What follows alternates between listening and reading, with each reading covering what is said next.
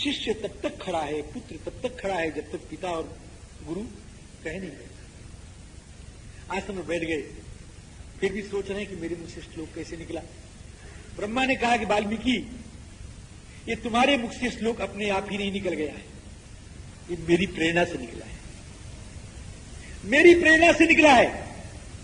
और मैंने अपने बेटे को तुम्हारे पास भेजा है, नारद जी को, तुमको बताने के लिए जिसमें क्या गाओ। एक कथा मैं और सुना दूं बीच में, जो इसमें नहीं है। कहां है ये भी मुझे नहीं मालूम, लेकिन मैंने सुना है, बड़ी बढ़िया कथा है। महर्षि वाल्मीकि आश्रम के पास ही थोड़ी दूर पर श्री किशोरी जी निवास करती थी, तपस्विनियों के बीच में। वाल्मीकि जी के आश्रम में नहीं रहती थी, बगल में तपस्विनियों का आश्रम था, उसमें श्री सीता निवास करती थी। एक दिन महर्षि घूमते घामते उस तरफ निकल पड़े। सायंकाल की वेला, सूर्य अस्ताचल की ओर ढुलक रहा था, लालिमा अदृश्य होने जा रही थी, पक्षी अपने अपने घोंसलों में जा रहे थे,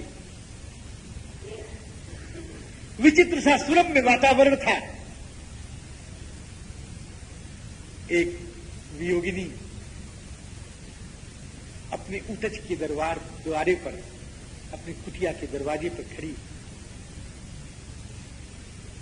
उनकी दृष्टि दूर तक फैली हुई है, किसी के आगमन की प्रतीक्षा है। बड़ी बेसब्री से, बड़ी अधीरता से, बड़ी व्याकुली से, बड़ा आकुल हृदय लेकर के किसी की प्रतीक्षा कर रही है। जानते हैं इस वियोगिनी का नाम? ये भगवती भास्वती करुणामयी जगत जननी श्री सीता है। प्रतीक्षा किसकी हो रही है? मां का मन सोच रहा है, अब तो बहुत बड़े हो गए, बड़े निर्भीक है मेरे दोनों बालक लव और कुश, अब तो शेरों से भी खेलने लग गए हैं। रोज तो समय से पहले आ जाते थे, आज समय का अतिक्रमण हो रहा है, सूर्य अस्ताचल की ओर ढुलक रहा है, मेरे लाल अभी नहीं आए। स्नेह में अनिष्ट की आशंका जल्दी हो जाती है। मां का हृदय कर्म क्रंदित हो उठा, मन में विचारधारा बहने लग गई, अगर मेरे लालों को कुछ हो गया तो मैं रघुनंदन को क्या मुख दिखाऊंगी, उनकी धरोहर को फिर कैसे सौंपूंगी? मेरे लव कुश अभी तक आए ही नहीं, मैं कहां जाके देखूं? ठीक उसी समय महर्षि वाल्मीकि आ गए। भगवती जनकनंदिनी की आंखों से करुणा के आंसू गिरे। महर्षि ने अपने भाव में कमंडलू में जाके उसको लोक लिया, भाव में मन के कमंडल लोक लिया। आवाज निकली, पुत्री चिंता मत करो, तुम्हारे लवकुश को कुछ नहीं होगा। उन्होंने एक कवच पहन रखा है,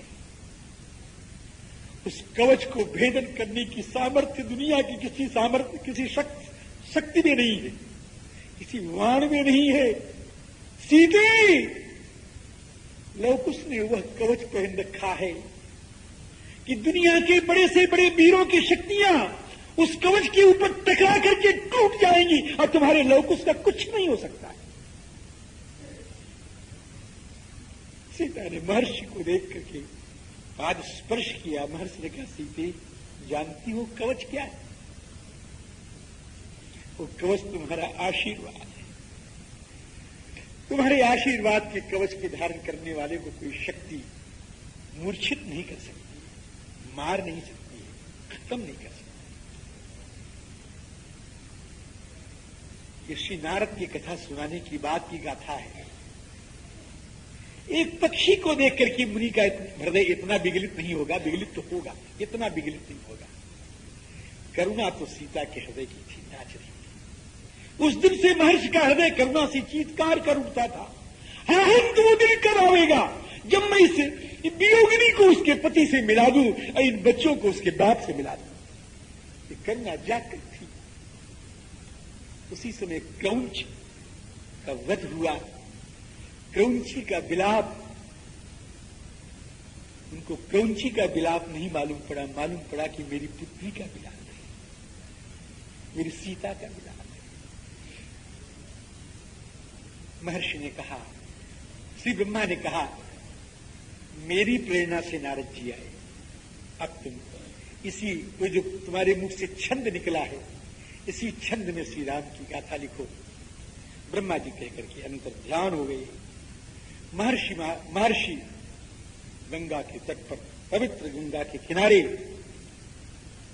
कुशासन, पूर्वाग्र कुशासन बिछा करके उस पर बैठे हुए हैं।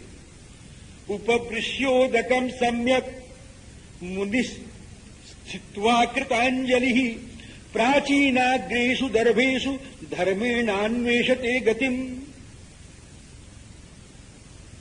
देखिए, बुद्धि का बल नहीं लेते महात्मा लोग रामचरित्र लिखने में। पूर्वाग्र बैठ करके आचमन किया, सम्यक उपस्पृश्य। आचमन में सम्यक क्या, पी लो पानी, आचमन हो गया। पानी पीने को आचमन नहीं कहते हो, पानी तो मेढक भी पीता है। पानी पीने को आचमन नहीं कहते। शास्त्र विधि के अनुसार सम्यक मने यथा शास्त्रम उपस्पृश्य। खाली पीने को नहीं कहते, पानी लोग कहते पानी पी ले भैया, आचमन करेंगे, केशवाय में माधवानी महाराज नहीं। उसकी पानी पीना कैसे होगा, इसे पूछेगा विद्वान, उसको बताएंगे। पानी पियो के सुर से पानी पी लिया तो आचमन अशुद्ध हो गई। आचमन निःशब्द होनी चाहिए। आचमन भगवान नामोच्चारण पूर्वक होना चाहिए। जल कैसा होना चाहिए, सबको विधान है। सम्यक उपस्पृश्य, अच्छी तरह से यथाशास्त्र आचमन किया, हाथ जोड़ा। स्थित्वा कृतांजलि, हाथ किसको जोड़ा महाराज जी, हाथ जोड़ा गुरुदेव श्री नारद महर्षि देवर्षि, आपके मंगल में श्री चरणों में हमारा प्रणाम है। आपने जो कथा हमें बताई है उसका हम विस्तार कर सकें, ऐसी शक्ति। प्रणाम किसको किया, ध्यान बात सुनना ध्यान से। प्रणाम किसको किया, प्रणाम किया उस प्रेरक को जहां से प्रेरणा प्राप्त हुई। कौन है प्रेरक, भगवान की करुणा। महर्षि गदगद हो रहे हैं आज। कौन कार्य किस लिए होता है कुछ कहा नहीं जा सकता। हमसे लोग कहते हैं सीता का निर्वासन गलत है। हम कहते सीता के निर्वासन की भीतर छिपी हुई जो छिपी हुई बात है उसको तुम समझ नहीं पाए हो। अगर सीता निर्वासन नहीं होता तो वाल्मीकि रामायण नहीं होती, वाल्मीकि रामायण नहीं होती तो आज संसार को राह नहीं मिलती। भगवान की करुणा बिगड़ी। जिस समय महर्षि वाल्मीकि ने पहले बार श्री सीता का दर्शन किया, लोगों ने सुना, बताया शिष्यों ने जाकर के, रो रही हैं गंगा के किनारे श्री सीता। दौड़ पड़े महर्षि, महर्षि दौड़ पड़े। कहीं क्या समझ के दौड़े कि सीता है, कहीं नहीं। क्या समझ के दौड़े कि भगवान की करुणा आ गई है। भगवान जिसके ऊपर कृपा करते हैं उसके ऊपर श्री सीता जी कृपा कराते हैं पहले, कि भगवान की करुणा आ गई। भगवान की करुणा का स्वागत करने के लिए वाल्मीकि दौड़ी। श्री सीता का हृदय धक धक कर उठा। आहंत, अगर ये पूछेंगे भी कि श्री सीते तुम कौन हो, कहां से आई हो, राम जी ने कैसे छोड़ा तुमको, मैं क्या कहूंगी, मैं कैसे कह दूंगी कि मेरे पति ने मुझको छोड़ दिया। मैं कैसे कह दूंगी कि मैं इस स्थिति में हूं। मैं कैसे कह दूंगी और कैसे सुन पाऊंगी जब ये कहेंगे कि तुम्हारे पति कठोर है। लेकिन महर्षि ने करुणा का स्वागत किया है। महर्षि ने कहा, सीते चिंता मत करो, हम तुमसे यह नहीं पूछेंगे कि तुम कौन हो, हम तुमसे यह नहीं पूछेंगे तुम क्यों आई हो, हम तुमसे यह नहीं पूछेंगे तुम्हारा भविष्य का क्या कार्यक्रम है, हम तुमसे यह नहीं पूछेंगे राम ने तुमको क्यों छोड़ा। हम सब जानते हैं। यही शब्द हैं इसी ग्रंथ में। हम नहीं पूछेंगे, हम सब जानते हैं। हमको तो सिर्फ ये पूछना है, तुम्हारे ससुर मेरे मित्र हैं, क्या तुम पुत्री की तरह से मेरे घर में निवास करोगी, मेरे आश्रम में निवास करोगी? मैं बाप बन जाऊंगा, तुम्हें बेटी बना लूंगा, तुम्हारे ऊपर आने वाली आपत्तियों को मैं ओढ़ूंगा सीते, मैं तुम्हारे ऊपर आंच नहीं आने दूंगा। बेटी क्या तू तैयार है? सीता के आंखों से झरने में चले निराश्रिता के आश्रय। महर्षि पूज्य पिता, मैं आपके श्री चरणों में अपने को समर्पित कर रही हूं। महर्षि ने कहा, सीते मेरे सामने भगवान की करुणा आ गई है। उस करुणा को नमस्कार किया महर्षि वाल्मीकि ने, श्रीनाथ को नमस्कार किया श्री महर्षि वाल्मीकि ने, अभी अभी आए हुए ब्रह्मा को नमस्कार किया श्री महर्षि वाल्मीकि ने। ध्यान लगाया, समाधि की, भगवान के सारे चरित्र वर्तित हो गए, एकदम चित्र के रूप में महर्षि दर्शन कर रहे हैं। अब दर्शन करके लिखेंगे, लेकिन दर्शन करने में अगर छेड़ दो तो रील टूट जाएगी, टूटेगी नहीं। दर्शन करने में तनिक सा छेड़ोगे तो रील टूट जाएगी, इसलिए रील टूटनी नहीं चाहिए। महर्षि चरित्र का दर्शन कर रहे हैं, महर्षि को चरित्र का दर्शन कर दे दो। और कल प्रातः काल 10 बजे हम बताएंगे कि उस चरित्र के दर्शन के बाद महर्षि वाल्मीकि ने क्या किया है। अब ये कथा इसी प्रकार ये धारा 9 दिन तक चलती रहे, ये भगवान के मंगल में श्री चरणों में प्रार्थना है। तेरा बीच में खड़ा ये कथा की धारा बहती चले 9 दिनों तक अविरत। ये भगवान से आप प्रार्थना करें, हम भी प्रार्थना करें, क्योंकि है तो उनके हाथ में। मैं तो एक कठपुतली हूं, उस कठपुतली में कथाकार नहीं हूं, मुझे कुछ ज्ञान भी नहीं है, अभ्यास भी नहीं। भगवान जितनी शक्ति देंगे मैं प्रयास पूर्वक कहने का प्रयास करूंगा। 2 ही प्रार्थनाएं। तो प्रार्थना ये, श्री राम जय राम जय जय राम, श्री सीताराम नाम महाराज की। भरतम भरतानुजम सुग्रीवं वायुसूंच प्रणमामि पुनः पुनः, प्रणमामि पुनः पुनः, प्रणमामि पुनः पुनः। यत्र यत्र रघुनाथ कीर्तनं तत्र तत्र कृतमस्तकाञ्जलिं बाष्पवारि परिपूर्णलोचनं मारुतिं नमत राक्षसान्तकम्। रामं रामानुजं सीतां भरतं भरतानुजं सुग्रीवं वायुसूनुं च प्रणमामि पुनः पुनः, प्रणमामि पुनः पुनः, प्रणमामि पुनः पुनः। नमोऽस्तु रामाय सलक्ष्मणाय देव्यै च तस्यै जनकात्मजायै। नमोऽस्तु रुद्रेन्द्रयमानिलेभ्यो, नमोऽस्तु चन्द्रार्कमरुद्गणेभ्यः। योऽन्तः प्रविश्य मम वाचमिमां प्रसुप्तां सञ्जीवयत्यखिलशक्तिधरस्वधाम्ना। अन्यांश्च हस्तचरणश्रवणत्वगादीन् प्राणान् नमो भगवते पुरुषाय तुभ्यम्।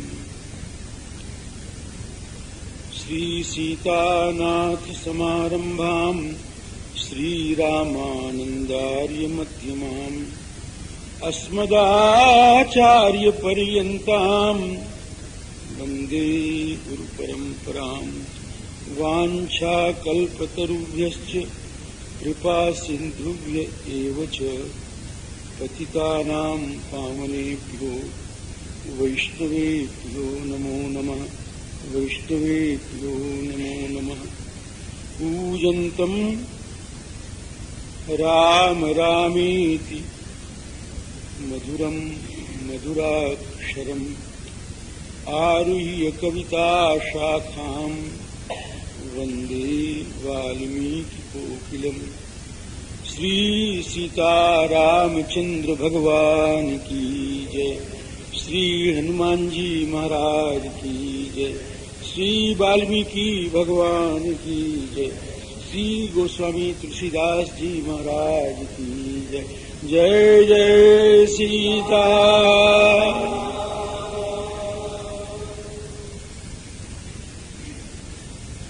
भगवान की मंगलमयी भास्वती अनुकंपा से आज इस पारायण का प्रथम दिवस है। यह तो द्वितीय है, लेकिन नवान्न पारायण की रीति से प्रथम दिवस है। कल अंतिम क्षणों में निवेदन किया जा रहा था कि महर्षि वाल्मीकि को भगवान की करुणा ने उद्वेलित किया है और वह भगवान की करुणा विविध रूपों में महर्षि के पास आती है।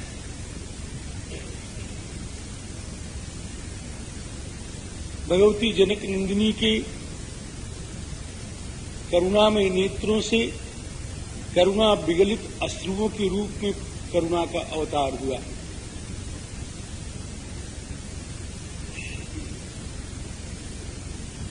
श्री देवर्षि नारद के मुख से संक्षिप्त राम कथा महर्षि ने सुनी। यह भी करुणा का ही अवतार है। भगवान की वह करुणा ब्रह्मा जी के रूप में आई और यह वरदान मिला ब्रह्मा जी के द्वारा कि हे महर्षि, आप इस चरित्र का निर्माण करिए। आपको जो मालूम है वो तो मालूम है ही। आपके मन में संभवतः यह बात आ रही होगी कि मेरे गुरुदेव ने बड़ा संक्षिप्त उपदेश दिया है, तो यह संक्षिप्त उपदेश इतने बड़े ग्रंथ का रूप कैसे लेगा, इसका मैं विस्तार कहां से करूंगा। तो जो कुछ आपको नहीं भी मालूम है, मैं आशीर्वाद दे रहा हूं, वह भी आपको मालूम हुआ है। तच्चापि अविदितम सर्वम विदितम ते भविष्यति। कह महाराज, मैं डर रहा हूं कि मेरे मुख से, मेरी लेखनी से कुछ निकले और वैसा न हुआ हो। बड़ी बढ़िया बात है, वैसा न हुआ हो कि महर्षि तुम्हारी तपोपूत लेखनी के द्वारा वही निकलेगा जो हुआ है, और यदि नहीं हुआ है तो भगवान को वह काम करना पड़ेगा। मेरी बात को बहुत गंभीरता से लेना। अगर नहीं हुआ है तो वह काम ठाकुर को करना पड़ेगा। तुम्हारी लेखनी झूठी नहीं होगी, ये मेरा आशीर्वाद। न ते वाग अनृता काव्ये काचिदत्र भविष्यति। तुम्हारी कोई भी वाणी अनृत होगी ही। इस प्रकार ब्रह्मा जी का आदेश हुआ। महर्षि पवित्र गंगा के किनारे पूर्वाग्र कुशासन पर बैठ करके यथाशास्त्र आचमन करते हैं और धर्मेण